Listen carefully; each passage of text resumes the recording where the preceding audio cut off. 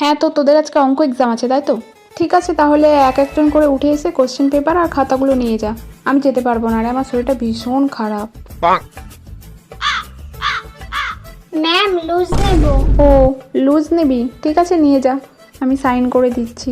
এই শোন, যারা যারা লুজ নিবি নিয়ে নে, ঠিক আছে? আমি সাইন করে দিচ্ছি। আমি কিন্তু যেতে পারবো না, বললাম তো আমার শরীরটা ভীষণ খারাপ। হ্যাঁ, কি বলছিস? ও, 5-এর দাগে 4-এর কোশ্চেনটা বুঝতে পারিসনি?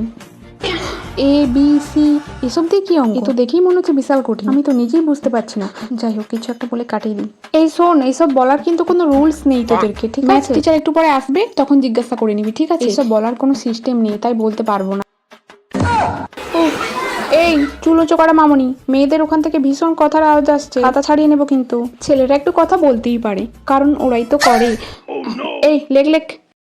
এই আকাশ, নীল শাড়িটা পরে আজকে আমাকে কেমন লাগছে রে? আজকে বেশি ভালো লাগছে নাকি কালকে যে লাল শাড়িটা পরে এসেছিলাম ওটা বেশি ভালো লাগছিল? ও আচ্ছা, খুব ইয়ে না। লেখ। এই তোদের কারো খিদে পায়নি? কি টিফিন এনেছিস? বের কর না রে, তোরাও খা, আমাকেও একটু দে। টুকলি করা। এবার যাই, এটা গিয়ে বড়দিকে দিই, তারপর কি হবে বলতো? তোর ব্যাগে একটা সবুজ লেসের প্যাকেট আর একটা কিটক্যাট দেখেছিলাম, ওটা বের করে দে। কিছু বলবো না, ছেড়ে দে।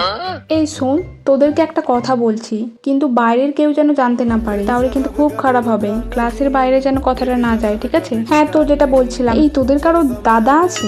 মানে এই আমার বয়সের আর কি। ও নেই না? কোনো কাকু আছে? কাকু হলেও চলবে। আসলে আমি না এখনো সিঙ্গেল।